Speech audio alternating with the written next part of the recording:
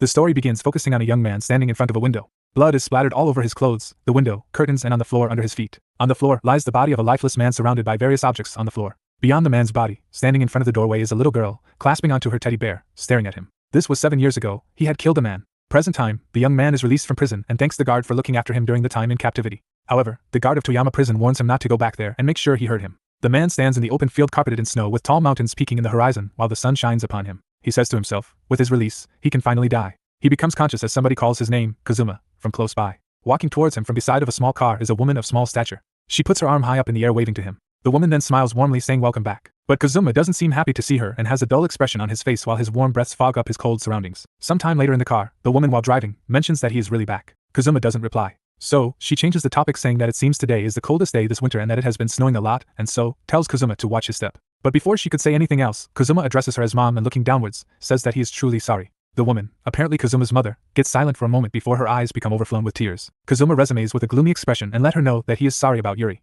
Mom replies that she doesn't think it was his fault. After a moment of silence she says that they are going to her grave. Kazuma remains glum and quiet as mom says that she has to tell Yuri the news. The graveyard is nearly empty as Kazuma and his mom walk past numerous tombstones. They stop in front of a tall gravestone and pay respect to it. Mom holds her palms gently together as she addresses Yuri and says that it's been a while. A few birds soar in the sky near the electricity tower next to the Waka family grave. Mom continues by saying that Yuri's brother has come back. She says that the three of them have finally reunited as a family. Kazuma stands beside his mother as a trail of smoke from the burning incense rises upwards and disappears into the air. Kazuma remains silent for a moment before saying Yuri's name. By addressing her, his memories from the past is resurfaced, and he hears Yuri call out to him as brother. He is taken back to the time when Yuri was a middle schooler in cram school. Yuri cheerfully says sorry to him for making him late. As they walk out, Yuri exhaustedly says that cram school was very tiring. Kazuma replies that it takes Yuri so long to finish every time. Yuri shared his thought and said even though she wanted to hurry home, a creepy teacher named Matsumoto kept talking to her. Kazuma chuckles as Yuri resumes that Matsumoto is always leering at her. She wishes that he were a hot guy instead. Kazuma tells her to just ignore that creep and that she has her brother here waiting for her. He reassures her that if Matsumoto ever lays his hands on Yuri, he'll kill him. Saying so, he yells out saying Ora and Yuri bursts out laughing.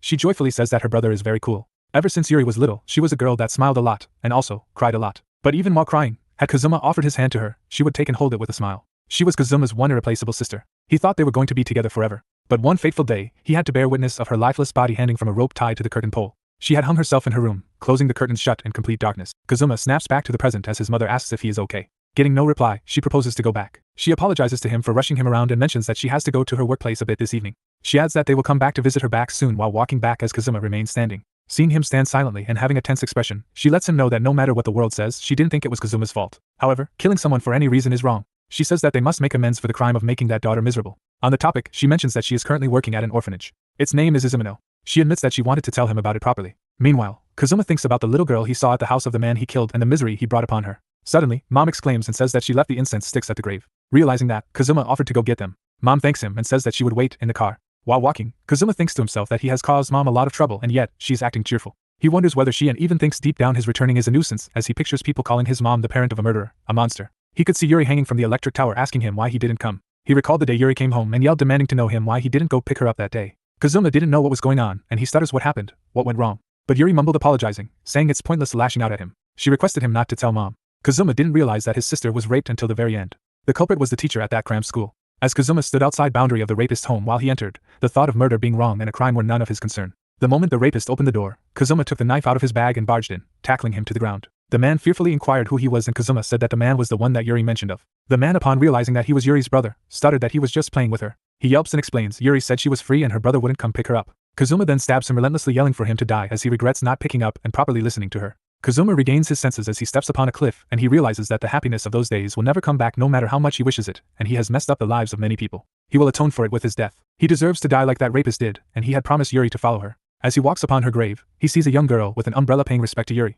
She runs away upon seeing Kazuma who wonders who she was. After returning, Mom apologizes once again and soon, they reach his grandma's house where they could live peacefully. Mom cheerfully tells Kazuma to eat up since she made a lot for dinner, and to relax once he's finished but she would eat later. She leaves saying she has some things to discuss with him later once she's done with her work. Kazuma lays in front of Yuki's but sedan and wonders if the girl from graveyard was Yuki's acquaintance since he feels like he has seen her before. Yuki's picture speaks up calling him brother, and tells him to hurry and go to her. He understands and says that he would be there soon. He shivers as he thinks he has to go there quickly. He is once again taken back to that moment immediately after killing Yuri's rapist. Standing on his blood, Kazuma says to Yuri that he would be there soon at last, but the little girl's voice caught his ear as she called for her daddy. Kazuma realizes that that little girl was the young girl he saw today at Yuri's grave. Kazuma doesn't want to remember, but wanting to know, he searches on the computer about that girl. He finds out that her name is Matsumoto Shika. Kazuma's head is swarmed with questions, whether she was really the girl from the past, why she was at Yuri's grave, and how she has been living since then. Next second, Kazuma thinks that people about to die don't need to know and that he was the one who made her miserable after all. He decides to stop when an anonymous comment catches his eyes mentioning the Azumino orphanage, the one his mom is working at. Meanwhile, two people enter the house. The person apologizing for intruding soon abruptly opens up the slide behind Kazuma,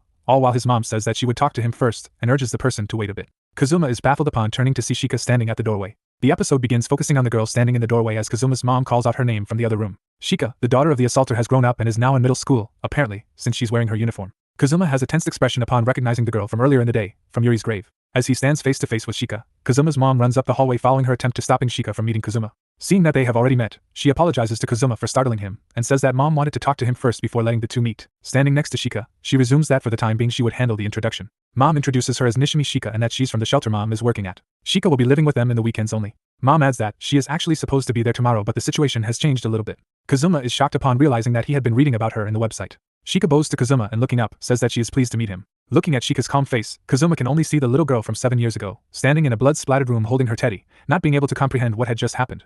Kazuma's mom begins introducing Kazuma as her son and tells Shika that her and her son have been living separately, as she had previously told Shika. Shika's intense eyes from seeing her at the graveyard flashes into Kazuma's mind as mom continues saying that they would be living under the same roof from now on, and that Shika could think of Kazuma as her own brother and have him spoil her. After a brief pause, mom asks Kazuma what was wrong and whether he is alright. Kazuma is back to his senses and apologizes. Mom smiles warmly and says that it's already late today and proposes to talk tomorrow. She then says to Shika to go ahead and take a bath, but Shika insists on paying respect at the altar beforehand. Kazuma turns restless seeing Shika sitting at his Unaliv's sister's altar and paying respect. Mom pats her head and thanks her as always and says that she will go and heat up the bath for her. Shika acknowledges her and focuses on praying. Kazuma has no doubts about Shika being the girl from 7 years ago, and his head is once again crowded with questions. Why she was there, why was she folding her hands in front of Yuri, and whether she knows about Yuri and him, about the fact that he killed her father. He realizes that he has no idea about any of those questions and he struggles utter words about Shika's identity. He could only say she was before mother says from the other room to Shika, interrupting him, that the bath is ready and she can get in. Shika agrees and bows to Kazuma before leaving the room as Kazuma stands in silence. Mom pops up and thanks Kazuma because Shika seems somewhat happy today and in fact, she has been wanting to meet him for a while.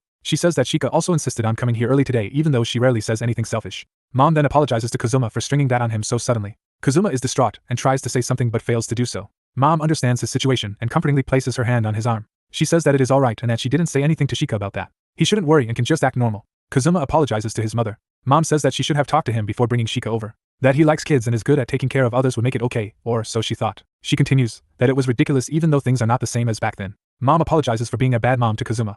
After all, she says, she made him shoulder everything. Kazuma, in a trembling voice, tries to ask Mom why she is saying such a thing. But he gets quiet upon saying it, and Mom responds that she could save neither Kazuma nor Yuri. That for her, there was nothing but regrets and that she entertained the idea of ending it all from time to time. Shika eavesdrops from behind the wall adjacent to the door frame as Mom continues, that Mom reminisced about that time. Although, she wasn't sure if she could make up for the girl that was left behind all alone, she will live her life in earnest and help other children like her. Kazuma keeps his gaze at the floor as he says to his mom, that there's nothing she needed to atone for. And that, even if she is the parent, she has done nothing wrong. He begins to say that everything was his fault but Mom stops him midway, saying, that is enough already. She sits down in front of Yuri's altar and says to Kazuma that he has suffered enough. She requests him to take his own happiness into consideration from now on. She turns to him and smiles, and proposes to try again as a family and asks Kazuma if that was okay. Kazuma tightens his fist as he thinks to himself that, Mom's proposal is no good and as long as he lives, he is going to make everyone miserable again. He addresses his mom to say something, while thinking that he can't afford to hurt anyone more than he already has when Shika interrupts him by calling Mom out as Ms. Wako. Kazuma is startled seeing Shika standing at the doorway, holding her clothes and saying that there was no towel and asking if she could get one. Kazuma's mom walks up and standing next to her, says that it was her bad and asks Shika if she realized that before getting in the bath. Shika agrees and Mom exclaims that she is a good girl while Shika giggles. Mom and Shika begin walking away from Kazuma while talking as Mom tells Shika that she could at least call her mom when they are at home and pokes her cheek. Shika says that she will be embarrassed if she called her that by mistake at the shelter. Mom smiles and says that she was being shy again and Shika denies it. Kazuma watches them with a panicked expression as they walk away talking and he thinks to himself that it's really Shika. Those eyes leave no scope for mistaking them. He wonders whether such a coincidence exists. Kazuma is curled up in his bed with his palms covering his face. He thinks that, if that girl is Matsumoto Shika, she will never get along with the family of the man who killed her father. But what if this is not a coincidence? Shika's intense eyes pop up in his imagination with blood splattered around them as he thinks that her goal is revenge. Suddenly, he is back to the time when he's relentlessly stabbing Shika's father, constantly yelling for him to be unalived. Kazuma sees a knife piercing him on his chest and the one holding that knife is Shika, clenching her teeth and crying as she stabs him in an attempt to unalive him. Kazuma wakes up in his bed, screaming. He realizes that it was just a dream. He sits up saying that it was very laughable and asks himself what he is afraid of now. He has already decided to die, so how he dies should not indeed matter. He thinks that, if Shika is the one to do it then that's all the better. He sits in silence as a light in another room gets turned on and a noise slips into his ear. He thinks that it's his mom and wonders what she is doing at this hour as it is 1:51 a.m. on the clock. He gets up and goes downstairs. Peeking into the kitchen he sees none other than Shika, standing by the kitchen counter, holding a knife in her hand. Shika stares at him as Kazuma lets out some sounds upon noticing the knife in her hand. Seeing Kazuma standing there, Shika asks him what. Kazuma, after a moment of silence, confirms with her if she is Matsumoto Shika. Shika doesn't deny it, and says that her family name is Nishimi. Kazuma's voice begins to tremble as he tells her that there is no need to hide that, and that he remembers her anyways. Shika asks him what he is talking about remembering and adds that they have just met today before saying goodnight to him. But Kazuma grabs onto her wrist and stops her for leaving, insisting her to wait. He says to tell him if she has a goal. His voice remains shaky as he says that she has every right to loathe him, and he will accept any punishment. Kazuma bows down onto the floor in front of her, and requests her if she could not drag his mother into that. He mentions that he doesn't want to bring any misery to anyone anymore, and that everything was his fault. He holds both of her hands with the grip of the knife as if to make her hold it, and points the knife to his throat. He continues that is why she should please and live him. The young man, Kazuma, is on his knees clasping onto the knife as he pleads with the girl in a trembling voice to kindly kill him. The girl, Shika, with confusion in her eyes mumbles something that's not audible. He does not understand what she says, and right then, Shika yells out that she has no idea what he is talking about while she snatches her hands away. She says that she could not sleep, so she was going to eat an apple, and reaffirms that she does not understand anything he is saying. Only then, Kazuma notices an apple and a chopping board next to the knife on the counter. Shika leaves, telling him to have a good night. The next morning, Kazuma sits up on his futon and thinks to himself about what he has done. He admits that he is not even certain she has anything to do with what he told her, and realizes that he must have frightened her. While opening the curtains of his room, he decides to apologize to her that day. He says that after that he will depart. He imagines his mom and Shika as a happy family while thinking that his existence might destroy the happiness of those two, that he can no longer go back to a normal life. He thinks about how he can't afford to make the same mistake again. Just then, his mom calls out to him, asking him if he is awake. Mom opens the door just enough to peek herself in to propose to Kazuma to go out for lunch that day with her and Shika. However, Kazuma politely declines, saying that he will pass on that. Mom tries to convince him by asking him why and mentioning that it has been very long since they last ate out together. She also said that they did not get to eat together the previous day. Kazuma stayed silent, and after his mom was finished talking, he says that people will badmouth her if they eat together, and adds that he did not want that. Mom hugs him immediately and emphasizes that she does not care and that she was overjoyed when he returned. She again said that she does not care what they said and that he is her child. That all that matters to her is that Kazuma is alive. Kazuma has a glum expression as his mother speaks. After she is done hugging, Kazuma places his hands on Mom's shoulders and says that he gets it and assures her that he will go. At this, Mom smiles brightly and informs him that they will be leaving at around 11:30 and insures with him, which Kazuma agrees to. But as soon as she leaves, Kazuma breaks down into tears. He crouches down on his futon and sobs, covering his face with his palms. A while later, Kazuma is seated at the restaurant with his mom and Shika. The environment is bustling and crowded, with people chatting and talking in every seat. Mom asks something to Kazuma, but since he is covering his ears, she asks again whether he can hear her. Kazuma realizes and asks what she had asked him before, and Mom repeats her question and asks Kazuma whether he agrees that Shika is acting nervous. Shika, being flustered, denies it, and Mom teases her, asking whether it was because Kazuma was there and that it is very cute. Shika giggles from Mom's poking and teasing and keeps denying it while Kazuma is thinking about apologizing for what happened the previous day. Suddenly, Kazuma notices the separated grains of corn in Shika's nearly empty plate and asks her if she did not like corn. Shika, with a serious expression, agrees, saying that she hates it and that she does not know why they put it in her dish. She adds that it keeps dropping so it is hard to eat. Kazuma responds, saying that she can use a spoon while Mom insists that she eats it up since it is good for her. Shika makes excuses that she does not know, trying to avoid having to eat the leftover corn. Kazuma notices that Shika has the same habit as Yuri and chuckles as he begins to take the corn from her plate with his spoon while he tells her to let him have that. But he immediately realizes their situation and gets awkward and apologizes to Shika for being overfamiliar. Shika smiles and says that it is fine and that she does not mind. Kazuma thinks in his head that their company feels just like back then. Mom laughs and says that this somehow reminds her of when Yuri was with them. Kazuma laughs too, and just as he is about to agree, a dark voice forbids him to laugh and calls him a murderer. Kazuma is stunned and looks around searching for the person who said that. But he spots no one, and the voice keeps shunning him and calling him all sorts of names. While Kazuma is swarmed with these dark thoughts, Mom and Shika brings up a topic they had to discuss about with him. Mom addresses Kazuma and, having his attention, says that to be honest, she is thinking about adopting Shika into their family. Kazuma's eyes widen with realization as Mom continues that it of course doesn't have to be right now, and that she has talked to Shika about it before, and she wants him to think about it as they spend more time from then on. Kazuma thinks about family and having a new sister as Shika says her part, but none of what she's saying is audible to him over the pleads of Yuri, who is calling out to him, asking him if he will die for her already. Kazuma feels nauseous and his eyes water up as he thinks about Shika being a sister to someone who could not even protect his own sister. He tries to apologize and asks to be left alone when he vomits in his hands. Kazuma drops to the floor while Mom asks him if he is okay and if he can stand, while proposing to get some water for him. However, she is interrupted by the words of bystanders, who mention that they have seen Kazuma somewhere before. Both Kazuma and his mom are stunned as people joke whether he is a celebrity, and later says that must be their imagination and they're bad.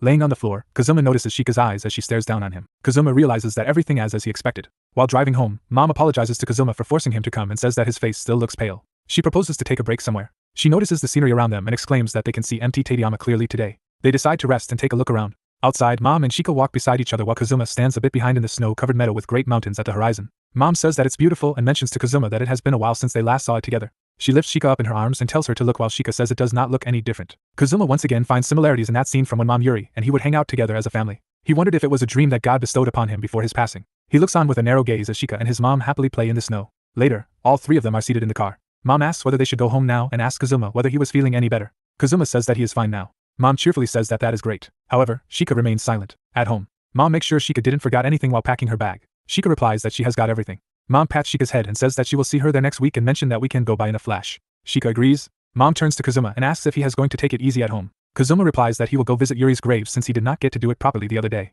Mom understood and asks him whether he will drive. Kazuma says that he can just walk there. Mom says it's alright and says she and Shika are leaving. Kazuma tells them to take care as they leave, and with that, he is all alone at home now. He sits down to write a letter to his mom where he apologizes to her for causing so much trouble and notifying her that he would end it all today. It was his self-unalivement note, after writing which he bawls his eyes out, placing his head down onto the desk. He apologizes to his mom for being a hopeless son, for causing so much hardship. But today is the end of it all, so she should please be happy with her new family. He walks to Yuri's grave and places the envelope with the title suicide note written on it. He says to Yuri that he is on his way now when he is stopped by Shika, who grabs onto his arm and asks him where he is going. Kazuma is confused and asks her what about school, but Shika again inquires where he was going. Kazuma remains silent as Shika asks him if he is going to die and holds up the envelope he had just placed on Yuri's grave. Seeing that, Kazuma tries to say something, but Shika does not let him explain and rips the suicide note folded inside the envelope into pieces. Kazuma tries to tell her to stop, but she does not, and after she's done ripping it apart, he suddenly grabs her hands and exclaims what she has done. He grabs her little forearms and lifting them up, yells at her saying what does she think she is doing and demands to know her explanation for her actions as tears leak from his eyes. Shika mumbles an answer, but Kazuma, not being able to understand, asks for clarification.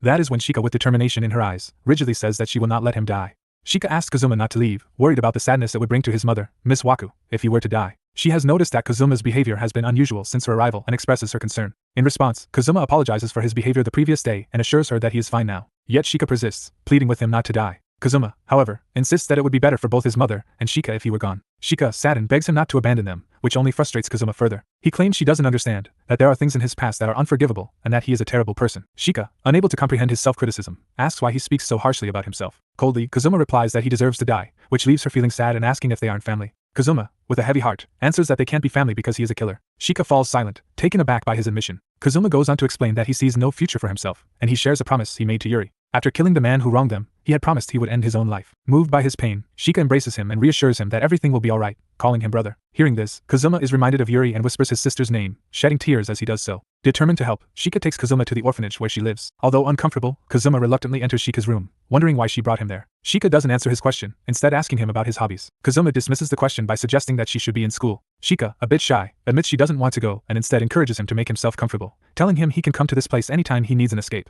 She shows him one of her stuffed animals, which brings a small smile to his face, a reaction she notices. It is the first time she has seen him smile. Then, she asks if having a new sister could replace Yuri, confusing Kazuma. Curious, Kazuma questions why Shika cares so much about him. She explains that he is family to her, and although she can never replace Yuri, they can still be family. Feeling somewhat comforted, Kazuma decides to return home, which leaves Shika slightly disappointed, though she blushes and says she will see him later. That evening, while Kazuma and his mother have dinner, she is pleased to hear he spoke with Shika. Curious, Kazuma asks his mother about Shika's background. His mother explains that after a difficult experience, Shika lived with a relative, but their relationship was strained, leading to her stay at the shelter. She reveals that Shika's presence reminds her of Yuri. In fact, when she first saw Shika, her appearance and mannerisms reminded her so strongly of Yuri that she felt compelled to embrace her. Since then, Shika has opened up more to her, and she wonders if Yuri somehow sent Shika to them so they would not feel alone without her. His mother also mentions that heavy snow is expected the next day and asks Kazuma to pick up Shika from the shelter. The following day, as Kazuma waits for Shika, he is mentally torn about whether he should continue living in this place. He leans his head against the steering wheel, lost in his confusion. When he finally spots Shika, he sees a group of girls bothering her, which unsettles him deeply. As one of the girls slaps Shika, Kazuma hesitates, fearing that intervening could only lead to more trouble and bring back the painful memories of his past. Then, one of the girls pushes Shika down, causing her to fall to the ground.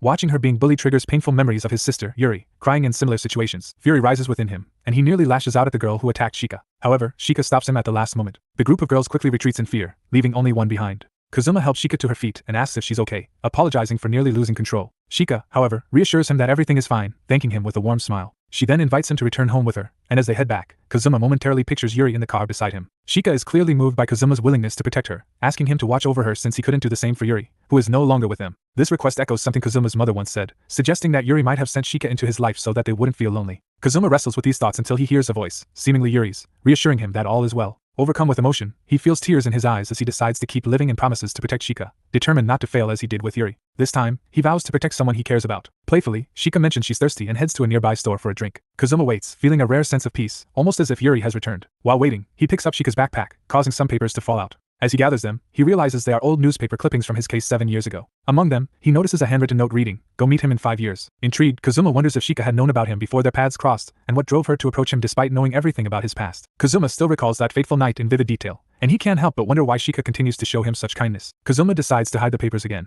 hoping Shika doesn't discover them, while wondering if everything he has experienced with her was just a lie. Just then, Shika returns and, in a timid gesture, offers him some snacks. Although he still has questions about why she wanted to meet him, he decides not to ask. When Shika leaves, he feels uneasy and refrains from probing further, worried that it might damage his relationship with his family. He senses no ill intentions from her. Back home, Kazuma's mother thanks him for dropping Shika off at the shelter, and he helps her carry some boxes. She mentions an upcoming Christmas party at her workplace, the orphanage, and asks Kazuma to attend and lend a hand. She wonders if he had a chance to talk with Shika properly and, though initially hesitant, Kazuma eventually agrees, seeing it as a chance to bond with her. His mother is pleased, knowing his presence will be a help to them, and Kazuma thinks this party might reveal some clues about Shika. His promise to protect her strengthens his resolve, and he agrees to join, making his mother happy. The next day, on his way to the orphanage, Kazuma wonders about Shika's life and feels a strong desire to understand her better. Nervously, he rings the bell, and when someone asks his identity, he introduces himself as being sent by Miss Waku. Overwhelmed by the number of children, he soon encounters a girl who turns out to be the same one who had troubled Shika earlier. The other children, excited by his presence, inform this girl, Samaya, about the strange boy here to help with party preparations. Samaya responds coldly, instructing Kazuma to assist her, and he's surprised to learn that she lives in the same orphanage as Shika. This discovery makes him wonder about the tension between them. Soon, Kazuma sees Shika, who appears amazed to find him there. When she asks why he came, he explains that his mother requested his help with the party. Shika jokingly suggests he might be there to play Santa, and Kazuma notices her laughter but questions if her smile is genuine, as he recalls her note expressing a wish to meet him in 5 years. He chooses to set aside his concerns for now. Samaya then appears, warning him not to get close to Shika, claiming that she only brings misery to others. Her words linger in his mind, but he leaves to join Shika and his mother, who happily welcome him. They asked him to dress as Santa for the party, and both Shika and his mother admire the costume, with Shika noting that it suits him. As the party begins, children gather around Kazuma, and he decides to enjoy the celebration while focusing on his promise to protect Shika. Despite this resolve, an inner voice nudges him to savor the moment without worrying about atonement or protection. Meanwhile, Shika and Samaya move off together after a brief conversation. Kazuma's mother later asks if he has seen Shika, and he realizes he hasn't. She requests he locate her since it's time to hand out gifts, giving him Shika's present. Eagerly, he agrees, feeling a long missed comfort as he sets off to find her. After a while, Kazuma notices that Samaya is also missing. Determined to speak with Shika properly and establish a real sibling bond, he continues his search. He eventually finds her, but as she turns toward him, he notices something unsettling. Shika's hair is disheveled, and she is standing above Samaya. Shocked, Kazuma tries to process the scene.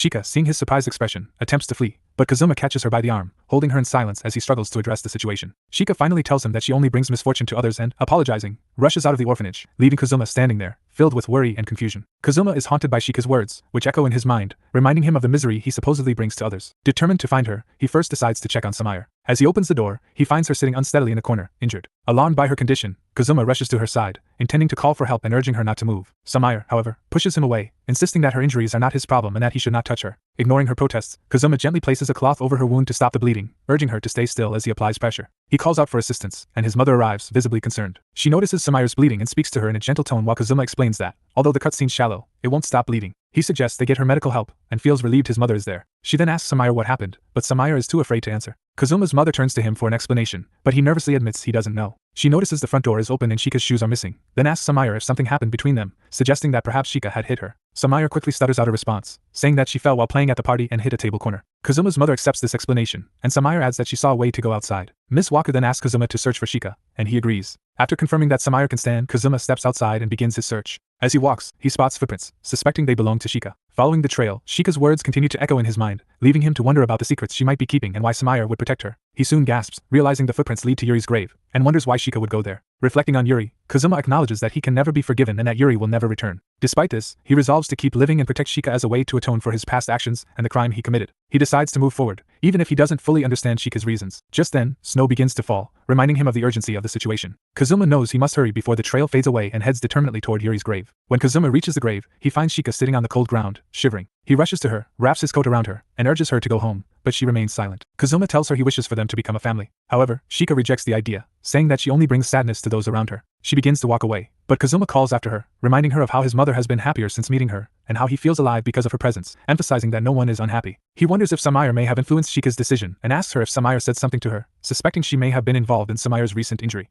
Kazuma believes that if they openly discuss everything, they can resolve their issues. He reassures Shika of his support, but she tells him he doesn't understand and assures him it's fine. She then apologizes for once saying she would become his new sister. Shocked, Kazuma questions her, reminding her of the promise to keep living, be her brother, and protect her. She dismisses it, claiming it was all a lie. Kazuma, taken aback, asks why she sought him out if that were true, which leaves Shika momentarily surprised. Kazuma admits that he read her notebook, fearing she would hate him for disrupting her life. He suspected she might have had ulterior motives for getting close to him, yet he never felt any ill intent from her. He points out her kindness to his mother, her words to him, and her respect for Yuri's memory, all of which make it hard for him to believe her claim that it was a lie. Shika trembles, murmuring a denial as Kazuma pleads for her to open up. He doesn't want to remain ignorant, expressing his and his mother's genuine wish to cherish her. Shika stammers, trying to stop him, but he insists, viewing her as a gift from Yuri. As Shika signals him to stop, she suddenly slips, and Kazuma catches her, holding her close. He promises that he won't let her hurt herself again. Shika, moved, listens as Kazuma vows they will continue to live together, become a family, and that he will protect her. With tears in her eyes, she finally admits her real identity as Matsumoto Shika, explaining she hid it out of fear that her background would hurt others. She apologizes for concealing this, as she is the daughter of someone Kazuma despises. Clenching her fists, she expresses her longing to hear him say he'll protect her, and her desire to share her true self. Kazuma reassures her, encouraging her to reveal more and thanking her, telling her it's okay to take it one step at a time. Shika breaks down in tears, apologizing. Kazuma takes her hand, comforting her and telling her everyone is concerned, suggesting they head home together. Shika freezes as she notices someone watching, and she begins to sob uncontrollably, murmuring an apology to Yuri. Elsewhere, someone reads an update on Shika's adoption into the Waka family, a smug smile on their face. Their eyes gleam with malice as they declare their intention to visit the family to pay their respects. At the orphanage where Kazuma is fixing the lights, a staff member thanks him for his help and asks if he can assist with the cleaning as well. She comments on how nice it is to have a man around to help with tasks. As Kazuma starts cleaning, several children run up to him, hugging him warmly. He reflects on his decision to volunteer at the orphanage after attending their Christmas party, seeing it as a good opportunity for former convicts and a chance to spend more time with Shika. When Kazuma meets Shika outside, he senses something is wrong and asks if anything happened with Samaire before he arrived. Shika, clearly shaken, reveals that Samaire now knows about her past. Kazuma, curious, asks if Samaire is aware of the incident and everything related to Shika's history. Shika nods, explaining that Samaire spoke about her difficult beginnings, how she was born as a result of a rape, and the family that took her in despite this. However, as Shika pressed Samaire for more information, Samaire became upset and got hurt. Shika admits that she regrets this and wants to apologize to Samaire for causing her pain. Kazuma considers the situation carefully. He points out that if Samaire knows about Shika's past, she might also know about his connection to it. Shika reassures him that Samaire didn't mention anything about him. Nonetheless, Kazuma advises her to be cautious, suspecting that Samaire may not know everything yet, but he has a bad feeling about the situation. As Kazuma resumes cleaning, Samaire enters, looking surprised to see him. He explains that he will be around more often now that he is helping out at the orphanage. Noticing a small wound on her head, he checks to see if it has healed, relieved when she says it's fine. Kazuma feels a sense of comfort, glad that nothing serious happened to her. Samaire briefly looks at him, then shyly excuses herself, saying she has to go to school. Just then, Shika appears and apologizes to Samaire for upsetting her earlier. Samaire, visibly distressed, responds that it's all right and insists it doesn't matter before abruptly leaving, slamming the door behind her. Kazuma, feeling confused, turns to Shika and asks if she believes Samaire has forgiven her. Shika remains silent for a moment, then asks if he will still be there after school. Kazuma confirms he will be, and Shika requests that he wait for her since she wants to talk. Kazuma nods in agreement. As the school bell rings, excited students burst out of the classrooms, cheering about the start of winter vacation. They eagerly discuss their holiday plans, with one mentioning how delicious grandma's New Year's food will be, and another joking about gaining weight over the break. They all laugh, talking about watching comedy shows and indulging in lots of food. Samaire, feeling detached from the cheer, coldly asks them what they mean. Her friend quickly apologizes for getting carried away, and Samaire smiles, waves, and wishes everyone a happy new year as she walks away. Just then, someone calls out to her from behind, and she turns, her gaze cold and sad. Meanwhile, in the common room, Shika meets Kazuma and begins sharing details about her past. She reveals that the family who took her in had the surname Nishimi, people she had never known before. There was an older brother close to her age and his mother. Shika constantly questioned why she was adopted, feeling the mother's cold gaze and sensing a growing tension between them. Eventually, she discovered that Nishimi's mother was her father's former wife, making her and her stepbrother blood siblings. With a sad expression, Shika reflects that being family is not only about blood relations. She explains that things did not go well with the Nishimi family, which led to her eventually ending up in an institution. Kazuma listens with sorrow and reflects on her situation, realizing that because of his crime, Shika lost her place in a family she was biologically connected to, as well as her father. He acknowledges how lonely she must have felt, understanding her pain deeply. Seeing Kazuma's somber expression, Shika asks if he is all right. With a trembling voice and teary eyes, Kazuma tells her she did not deserve any of the suffering and apologizes for the pain he caused. Shika quickly stands, insisting that it was not his fault but hers. She then mentions there are still things she has not shared. At that moment, Kazuma's mother arrives and suggests they end the conversation for the night, encouraging Kazuma to rest. She mentions her night shift and proposes leaving with Shika the next morning. Kazuma agrees, asking Shika if they can continue their conversation later. Noting the late hour, he reassures her with a smile that they will have plenty of chances to talk during the winter vacation. He then expresses concern about becoming her new family, given the upheaval he caused in her life. She assures him she is all right with it. As they prepare to leave, Shika thanks him, waving goodbye. Kazuma reflects on his wish to make her happy as a way to atone for the pain he caused, even if they are not blood relatives. Suddenly, he hears footsteps, and someone slips on the stairs in front of him. Kazuma rushes over to help, asking if they are hurt. The boy, wincing in pain, mentions his wrist feels strained. Kazuma suggests they go to the hospital, but the boy hesitates, expressing a dislike for hospitals and assuring him it is not broken.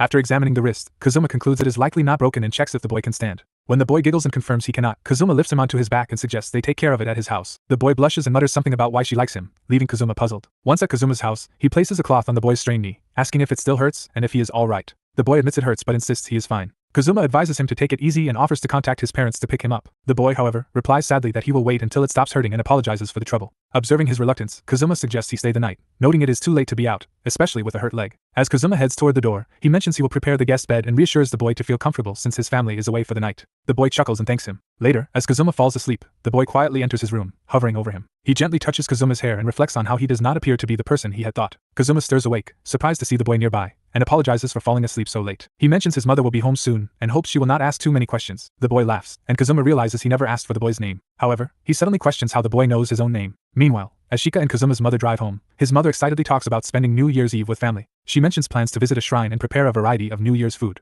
Shika, cheerful as well, expresses how much she enjoys spending time with the family. When they finally arrive home, Kazuma's mother notices something unusual and wonders if they have a guest, pointing out unfamiliar shoes at the entrance. Curiously, Shika heads toward Kazuma's room. As she opens the door, she freezes in shock, seeing the boy with Kazuma. She gasps and calls out the name, Shusuk. The boy looks up with a welcoming smile and says, "Welcome back, Shika." During breakfast, Kazuma feels confused by the unfolding situation. He learns that Shusuk, who introduces himself as Nishimi Shusuk, is Shika's brother. Shusuk comments on the coincidence of Kazuma being the one who is now caring for her. Intrigued, Kazuma's mother points out that Shusuk must be from the family Shika had previously lived with. Shusuk confirms this, mentioning it has been 6 years since he last saw her. He explains that he was on his way to an institution in Izumono when Kazuma helped him, viewing their meeting as a stroke of luck. Shika, meanwhile, looks visibly shocked and unsettled. Kazuma, still disoriented, asks Shusuk if he has a specific reason for seeking out Shika. Shusuk reveals that he wants to discuss the possibility of her returning to live with their family, a revelation that surprises everyone. Kazuma's mother, astonished, asks if Shusuk is referring to their family. Shusuk explains that he deeply regrets the decision to place Shika in an institution and that, as a child, he felt powerless to prevent it. He had promised himself that he would correct the situation once he grew up, and now he hopes to fulfill that promise. Shika is taken aback by the sudden offer, while Kazuma, acknowledging that Shika is supposed to become their adopted child, realizes that they will need to approach the situation carefully. Shusuk reaffirms his commitment to take Shika in and expresses his sincere regret for the abruptness of his request, emphasizing that the final decision is ultimately hers. Kazuma's mother, noticing Shika's shock and fear, assures her that her wishes are what matter most, urging her to make her own decision about this significant matter.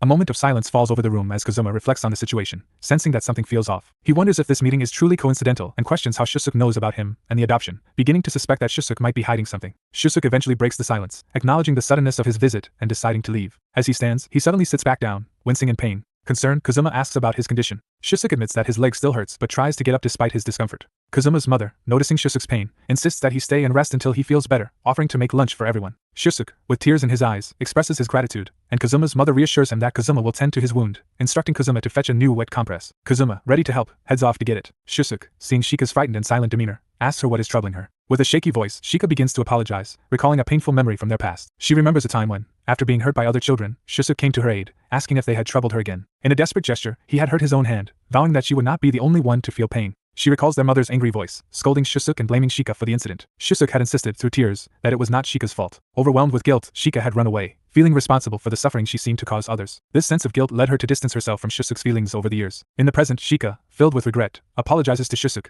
acknowledging how kind he has always been to her despite their shared blood connection. She bows deeply, expressing that she cannot return with him. Shusuk, however, smiles and gently takes her hands, reassuring her that he does not care about the past or their blood relation. He expresses relief at finally hearing her feelings, admitting that he always thought she might hate him. He reminisces about the times when she called him big brother and shares his desire to rebuild their bond, gently squeezing her hands in a gesture of reassurance. As Kazuma returns with a cold compress, he overhears Shusuk and Shika laughing and chatting, reminiscing about past family card games. Shusuk teaches Shika how to play President, a game in which she wins by a large margin. Their cheerful interaction highlights their strong sibling bond, and Kazuma reflects on Shika's evident happiness. He realizes that they must have shared many experiences together, making their reunion significant. Kazuma thinks about how he would feel if Yuri suddenly appeared in front of him. As emotions swell, Kazuma starts to tear up, grappling with the realization that, despite their bond, he is an enemy to Shusuk for ending his father's life.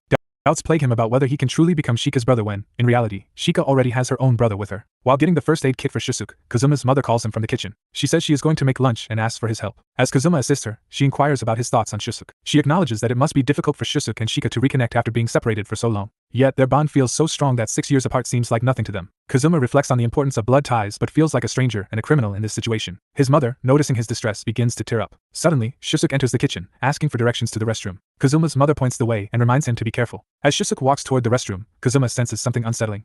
He notices Shusuk glance at Yuri's shrine with cold eyes, stirring unease within him. Later, the family gathers for lunch. Afterward, Kazuma prepares to leave for the orphanage. Just as he is about to walk out, Shusuk stops him and leans in closer, whispering a request for Kazuma to leave Shika to him. Kazuma is taken aback but chooses not to respond and leaves the house. After lunch, Kazuma's mother feels tired, and Shika suggests she take a rest. Kazuma's mother agrees and asks Shusuk and Shika to relax as well. Meanwhile, Shusuk seems lost in thought, waiting for the right moment to act. At the orphanage, Kazuma works outside, shoveling snow but unable to shake off thoughts of Shusuk and whether he has ulterior motives. Suddenly, he hears children crying and rushes toward them. He finds one child who has fallen and panics, asking if he is okay. The child has a bruise on his knee, but it is not serious. As the kids return to playing, Kazuma recalls how Shusuk injured his right foot yesterday but noticed today that Shusuk drags his left foot. Suddenly, it clicks for Kazuma. Shusuk must have fallen on purpose. At that moment, Kazuma's phone rings, and he feels a wave of dread. His mother's voice comes through before he can ask what is wrong. She tells him that Shusuk and Shika are gone. Kazuma stands frozen, phone in hand, shocked as he contemplates what Shusuk might be planning. Kazuma's mother explains that Shusuk and Shika were already gone when she woke up, and she plans to search for them. Kazuma reassures her, promising to call if he learns anything and urging her to stay calm. He agrees to return home immediately and wait there in case they come back.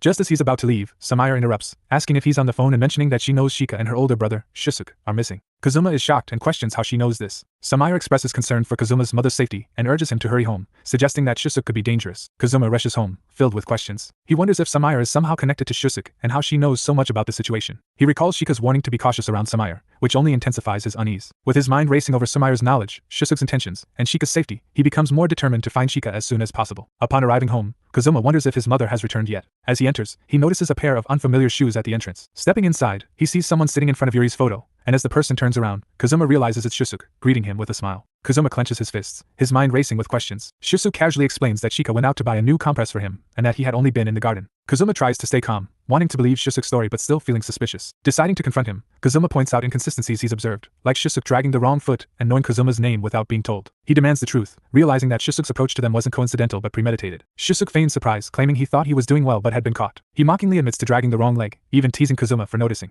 Pretending to regret letting his guard down, Shisuke reveals that he thought he could easily win Shika's sympathy to bring her back. Kazuma questions why Shisuke feels the need to deceive people, especially since he's Shika's biological brother. Shisuke only laughs, mocking Kazuma's naivety, and accuses him of failing to protect his own sister. He cruelly calls Kazuma a murderer, freezing him in place, and leaves him speechless. Shisuke points to Yuri's altar and taunts Kazuma about killing someone's father, and then making his daughter his sister. He accuses Kazuma of trying to replace his deceased sister, and scornfully calls him a terrible person. Kazuma, overwhelmed with anger, tells Shisuke to stop. He admits that he failed to protect his sister, and doesn't expect forgiveness. With a heavy heart, he acknowledges that his rage led him to take Shisuke's father's life. Kazuma explains that his purpose in life is to make Shika happy, seeing it as his way of atoning for what happened to both Yuri and Shika. Fueled by anger, he questions Shisuke's intentions, asking if he truly wants to live with Shika and what his mother would think about this decision. Kazuma challenges how far Shisuke is willing to go to keep Shika in his life. Shisuke, however, responds dismissively, brushing off the concerns as bothersome and stating that a simple blood connection is enough for him. Ignoring Kazuma's worries, he declares that he intends to take Shika in, regardless of the situation with his mother, whom he insists is unrelated to this matter. He grows irritated, viewing Kazuma as an inconvenience. Abruptly, Shisuke reaches out and places a finger on Kazuma's lips, hinting darkly that his presence is a significant problem. He then slides a hand into his pocket, and with a smirk, produces a knife. He taunts Kazuma, suggesting that if he were to make it look like he was hurt by Kazuma, a person with a criminal record, while crying for help, it would lead to serious consequences. He lets Kazuma see the knife, tauntingly wondering what would happen next. Shisuke brings the blade closer to his own arm, attempting to harm himself. Acting quickly, Kazuma grabs the knife, preventing Shisuke from causing any injury, though he ends up cutting his own hand in the struggle. Blood seeps from Kazuma's hand as he maintains his grip on the knife, intent on stopping Shisuke from inflicting further harm. Kazuma questions Shisuke's actions, accusing him of using the knife to create the wound on his right ankle. He urges Shisuke to stop this self-destructive behavior, stating that he doesn't mind being insulted but cannot bear to see another child suffer.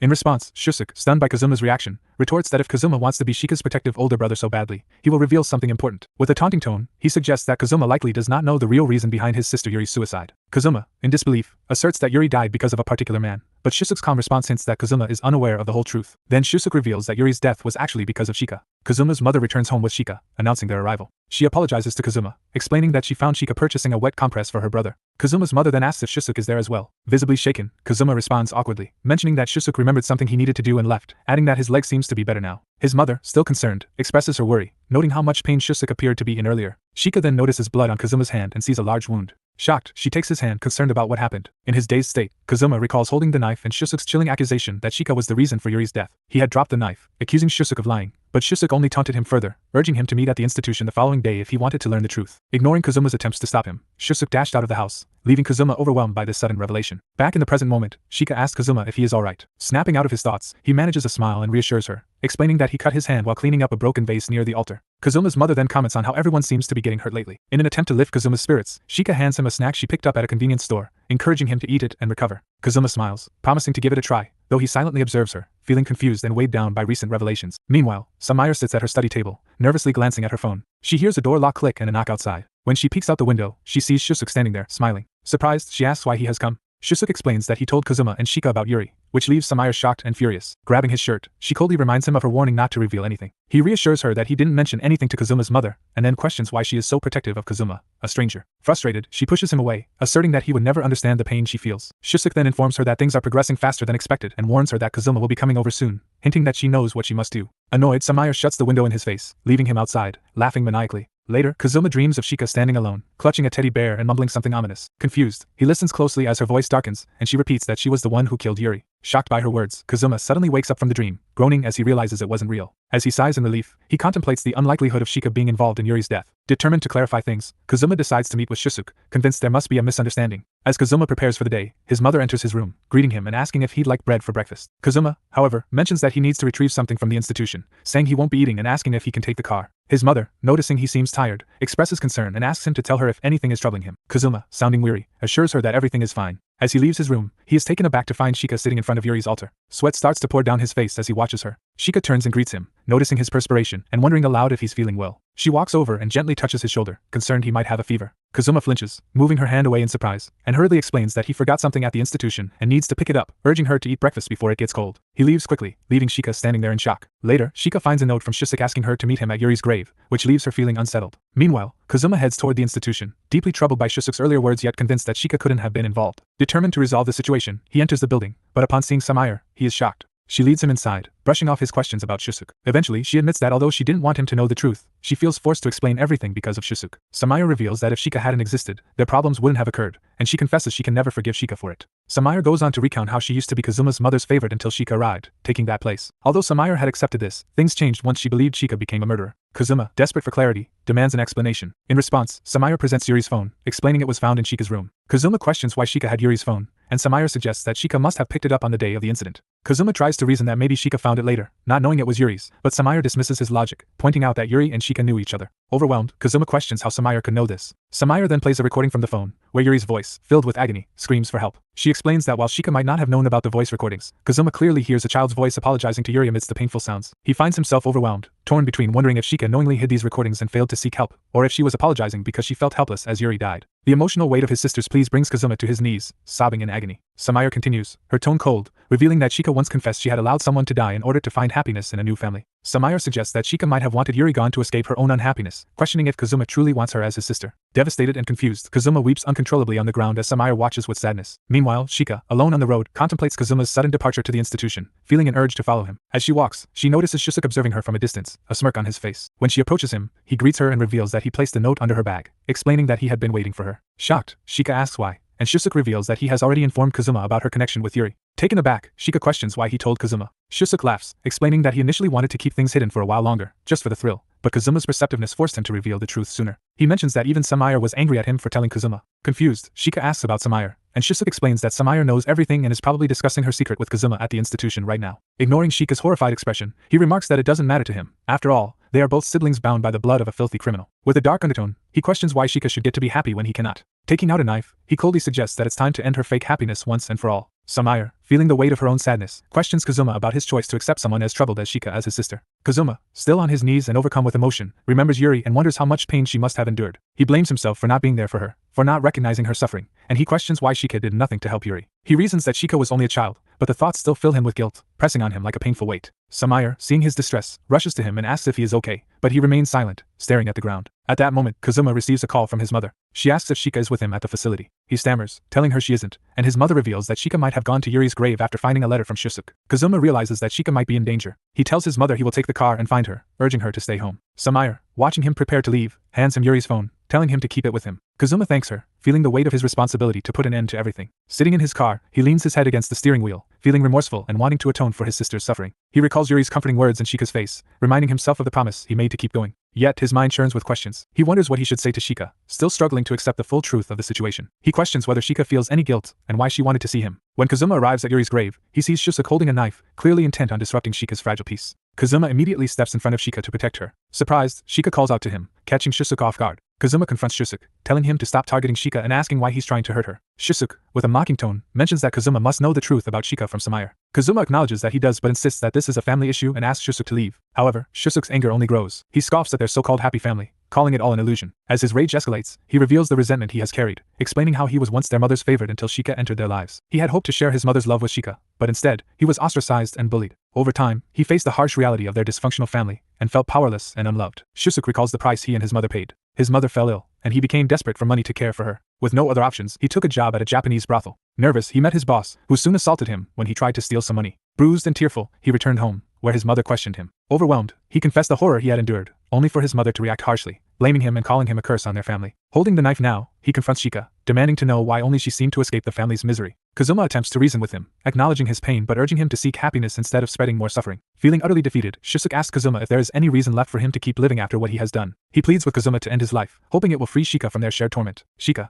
trembling, apologizes and begs her brother to stop, while Kazuma tries to understand Shusuk's desperation. Shusuk, tears in his eyes, insists there is no other way, asking Kazuma to join him in death. As Shika and Kazuma try to calm him, Shusuk's despair grows. He questions the point of trying and bitterly suggests that Kazuma will never find happiness with Shika in his life. He even proposes they all die together, leaving everyone in a state of shock and desperation. Just then, Samaya arrives, pleading for everyone to stop. She approaches Shusuk and manages to grab the knife from him, shocking both Kazuma and Shusuk. Shusuk, in a frenzy, lunges towards Samaya, yelling at her not to interfere. They struggle, Samaya attempting to hold him back, while Kazuma rushes to them, shouting for calm. But it's too late. Samaya accidentally stabs Shusuk in the stomach during the struggle. As he collapses, Shusuk closes his eyes with a faint, tearful smile. Shika and Kazuma immediately rush to him, desperately calling his name, but he lies still. Kazuma, Shika, and Samaya stand frozen in horror as they see Shusuk lying motionless on the snow, a pool of blood slowly spreading beneath him. Kazuma, reacting first, screams and rushes over to Shusuk, frantically dialing for an ambulance. In the middle of the chaos, Kazuma's mother suddenly appears, her voice cutting through the tension as she demands to know what they're doing here. Horrified, Samaya turns toward her and accidentally drops a bloody knife onto the ground. Kazuma's mother stares in disbelief, struggling to understand what has happened. Kazuma, equally shocked, questions his mother, asking why she is there. As she finally takes in the scene, Kazuma's mother's gaze shifts to Shusuk lying in his own blood.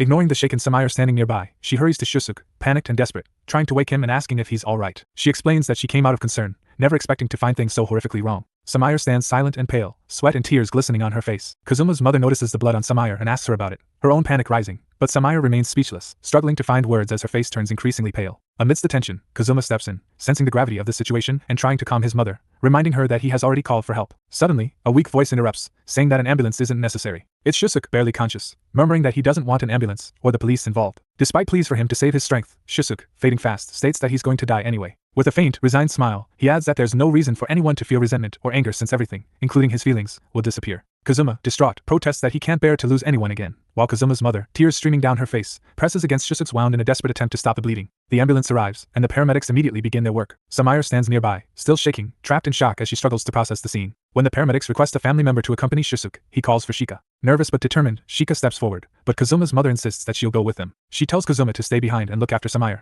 assuring him that she'll handle things at the hospital. As the ambulance pulls away, Kazuma and Samaya remain in silence, watching it disappear. Kazuma turns to Samaya, gently asking if everything that happened was truly an accident. Struggling to explain, Samaya murmurs that she doesn't know exactly what transpired, she only wanted Kazuma's mother to be happy. The sight of her blood-stained hands suddenly overwhelms her, and she begins to cry, panicking at the memory of what just happened. Kazuma, reminded of his own painful experiences, takes her hands in his, speaking gently to reassure her. Holding her hands, he tells her that, somehow, everything will be alright. At the hospital, Shika sat alone in the waiting room, overwhelmed with guilt and sorrow. She believed that Shusuk's injuries were entirely her fault, and she couldn't shake the feeling that everyone's suffering was a direct result of her actions. Her relationship with Kazuma also seemed doomed. Now that he knew about what had happened between her and Yuri, she felt certain they could never be together. A part of her wanted to explain her side to him, but she wondered if everyone would be better off if she just disappeared quietly. Lost in a storm of regret and dark thoughts, she wished it had been her, not Shusuk, lying in that hospital bed. Suddenly, Kazuma's mother approached her, breaking the silence. She informed Shika that Shusuk was out of danger, and that Kazuma would be arriving soon. Relieved but still anxious, Shika's thoughts continued to swirl as Kazuma's mother gently took a seat beside her, urging her to open up about what had happened.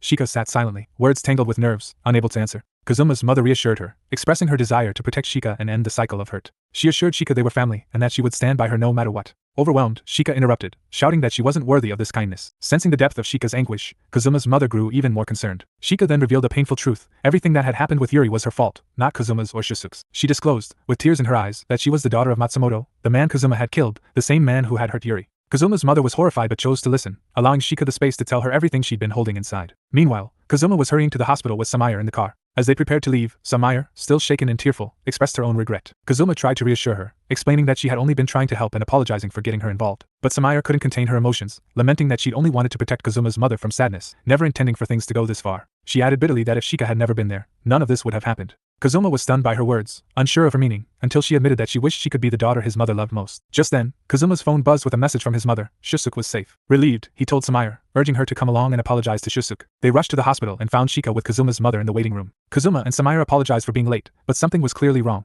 Kazuma's mother looked shaken, unable to speak. Finally, she told Kazuma that he'd arrived just in time and gripped his shirt for support, revealing that Shika had confessed to being Matsumoto's daughter and blamed herself for Yuri's death. Kazuma was taken aback, wondering why Shika had shared this now. His mother quickly realized that Kazuma, and perhaps even others, had already known about Shika's past but had kept it from her. Hurt and betrayed, Kazuma's mother began to cry, accusing them all of hiding the truth from her. She couldn't trust any of them now and told them all to leave her alone. Samaya tried to explain, but it was too late. The situation had already spiraled beyond control. Even Shika, overwhelmed, ran from the room, and though Kazuma tried to call after her, she was already gone. Kazuma and Samaya remained by Kazuma's mother's side despite her reluctance to have them there. Kazuma apologized for keeping everything a secret, explaining that Shika had her reasons and that there was no ill intent behind her actions. Kazuma's mother, still in tears, questioned how he could be so sure about Shika's intentions. Kazuma hesitated, searching for the right words, and finally replied that he understood because they were family. This simple response struck his mother deeply, making her see Kazuma's genuine feelings, and she couldn't bring herself to say anything more. Reflecting on his past, Kazuma felt a renewed determination to build a better future. He gathered his courage and sincerely apologized to his mother, admitting he was still worried about Shika. Without further words, Kazuma quickly left the hospital. His mother watched him go, understanding that this was something he needed to do on his own. Left alone, she sat quietly, lost in thoughts of her own past. Then, Samaya spoke up, breaking the silence. She apologized to Kazuma's mother for keeping quiet all this time. Hearing this, Kazuma's mother began to recognize the pain Samaya had been carrying. She admitted that she may have overreacted and said harsh things to Shika,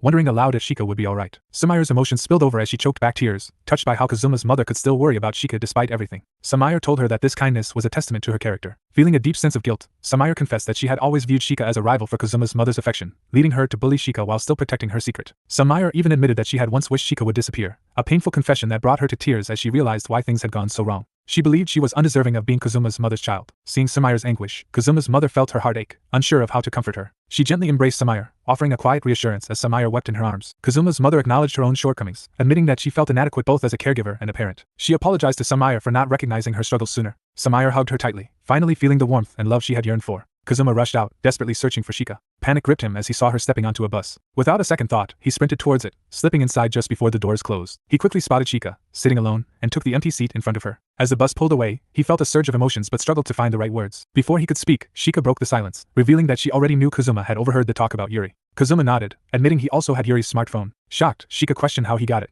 and Kazuma explained that Samaya had taken it from Shika's desk. Hearing this, Shika seemed overwhelmed, eventually telling Kazuma that he needed to leave her and return to his mother. But Kazuma refused, insisting he needed to understand why she had come back to them after everything that had happened. Shika's expression turned sorrowful, and she started to cry, confessing that she only wanted to apologize. She admitted she never intended to become part of their family while hiding the truth and felt she no longer wanted to go on. Kazuma could feel her pain deeply, wanting to comfort her, but before he could say anything, Shika abruptly got up and dashed off the bus. Kazuma reached out to stop her, but she was gone, leaving him with a final plea not to follow her. Despite her words, Kazuma couldn't abandon her and quickly followed as she ran. She boarded a subway train, and Kazuma, still determined, managed to get on as well, sitting down beside her. Although he was still at a loss for words, Shika began to open up about her past. She confessed that when Yuri was suffering abuse from Shika's father, Shika had felt paralyzed, unsure whether she had purposely avoided helping Yuri or if she'd simply been too scared to act. Yuri had once tried to help her, but Shika had silently watched as Yuri fell into the same painful reality she herself had endured. Kazuma listened, feeling as if her words pierced him like 1,000 needles. He reassured her, reminding her that she had been young and that it wasn't her fault for not speaking up then. Shika broke down into tears, consumed with guilt, regretting that she hadn't helped Yuri that fateful day. She believed that if she had called for someone, things might have turned out differently. Kazuma stood quietly, watching her lost in her sorrow. When the train finally stopped at a station, Shika rose without a word and stepped off, leaving Kazuma in silence. As they walked through the countryside, Kazuma followed Shika at a distance. Gradually, he recognized the path she was taking, and soon, a familiar house came into view.